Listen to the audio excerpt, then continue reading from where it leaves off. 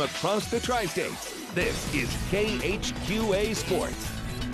And tip-top of the evening, everybody, and welcome to Sports Final, where 1 week from tonight, we go live with the 2015 Missouri high school football season and begin our always fun immersion into the fall sports madness. This means this was dress rehearsal night in the Show Me State, with the traditional jamboree fare being served up, at least in small teasing doses, to prepare us for the real stuff ahead. But 12 plays, a session of live contact is better than nothing, right? So we start our Jamboree tour tonight in Hannibal, where next week we'll start with Game of the Week as Hannibal host MICDS. When the host team tonight welcomed in Clark County, Palmyra, Mark Twain, and more. Early on, first session, Highland versus Twain. Great piece of defensive work there by Tyler Elledge at one end of the field for Twain against Highland. At the other end, Clark County going to work. How about Brendan Boatman putting on a show against Palmyra? Great touchdown strike there to Adam Connors. Back the other end of the field, here comes Highland. Dustin Wakefield from 9 yards away for a touchdown as well. The touchdown's flying. Brendan Boatman again for Clark County. This time hooking up with Cameron Mack. Great free safety. Not a bad receiver as well as he comes down with the stare. How about some more Highland? This time, Andrew Schultz, the perfect strike to Derek Garner. The action fast and furious early on in this one. How about Hannibal's defense on the field for the first time? And Will Sewell, who had a heck of a night, blows up the entire backfield right there for Clark County. Mark Twain and Bowling Green going at it right there. That's Terry Monroe scoring for Mark Twain. Hannibal back on offense for the first time. First touch, Shamar Griffith, 30 yards away, 30 yards and home for the touchdown right there. Second play of the scrimmage. That's Jerry McBride going to pull the option. He's going to go 30 yards for the score as well. 2 touchdowns on 2 touches. 1 play later, actually 2 plays later, play number 4, it's 3 touchdowns and 4 plays again. That, my friends, is Shamar Griffith, and he was on a roll. He scored 4 times in 12 plays. This was the prettiest against Clark County, but not his prettiest of the night. Let's get to that in a second. How about some more Shamar? His Barry Sanders game was strong tonight. This against Palmyra, one of the best defenses in the entire area. Shamar just doing Shamar-type things. Hannibal's offense impressive. Bowling Green's new offense impressive as well. Up top right here, Jacob Feldman to the big fella, Josh Early. Palmyra didn't have much luck shooting them tonight, but I did get this. Phillip Bland, that jet sweep that Kevin Miles loves so much. Bland as fast as they come against Clark County, in for the easy score from 30 away. And how about some more of Mr. Jacob Feldman to the air? This time hooking up with Mr. Worley. Caleb Worley with a touchdown catch as well. Great stuff from there. Again, we go live from there next week in Hannibal for Game of the Week against MICDS. Not the only jamboree on tap tonight. Thinking of Monroe City, the host team, looking to score big on their home turf. And Cole Pennewell, remember this name, he's going to be a good one. 9 yards away from Monroe City against Van Far. Easy smashing touchdown for him. The Monroe City defense lively as well in this contest. Van Far back to pass. How about Dawson Shively with the leaping interception right there? Oh, that's nice stuff. Good bloodlines in play right there. Isaac Wilkerson going to do it one better right here with a pick 6 for Monroe City. A lot of new guys showing out in the back of that Monroe City secondary. The men in black looking very good tonight. When you're talking about secondary, though, there may not be many better in the state of Missouri than Aaron Buford out of Scotland County. And you will see right here, the ball hawking skills are phenomenal for that young man. Pick 6 for him as well. It was pick 6 craziness tonight in Monroe City. More to come in this one. The Tigers defense, new look and swarming in this one. Playing a more aggressive system, a little bit like the Dick LeBeau thing, except out of a 4-3. Like the blitz, and that worked out well against the run right here. Back to Monroe City, this time taking on Schuyler County. The big fella, the best fullback, at least in Missouri, Logan Minter, plowing through people for a 40-yard touchdown.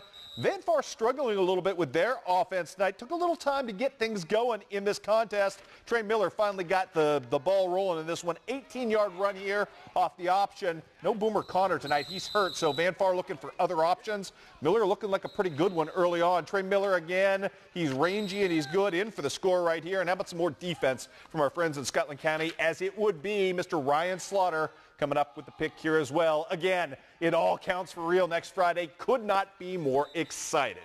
We'll have to wait a little while in the land of Lincoln, so let's go there and barnstorm if we can. You can call it culture shock or just a plain brutal indoctrination.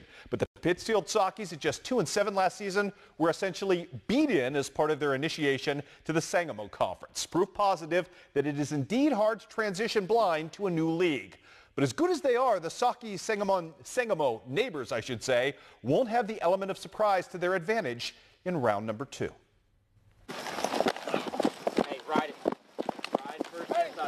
Well, we learned that there's a lot of good teams, and they hit pretty hard, and they play hard, and it's a very competitive conference, and I honestly enjoy that. I like the competitiveness of the conference, so hopefully that'll drive us this year. It has changed the dynamics of what we do, and you're correct. When you play in that Sangamo conference, it is a different offense that the majority of those teams play. Consequently, your defense has to be ready to play the way they're playing offense. Pittsfield's indoctrination into Sangamo think seems to go beyond simply dusting off coverages, something that used to be the lowest of low priorities back in the West Central Conference days.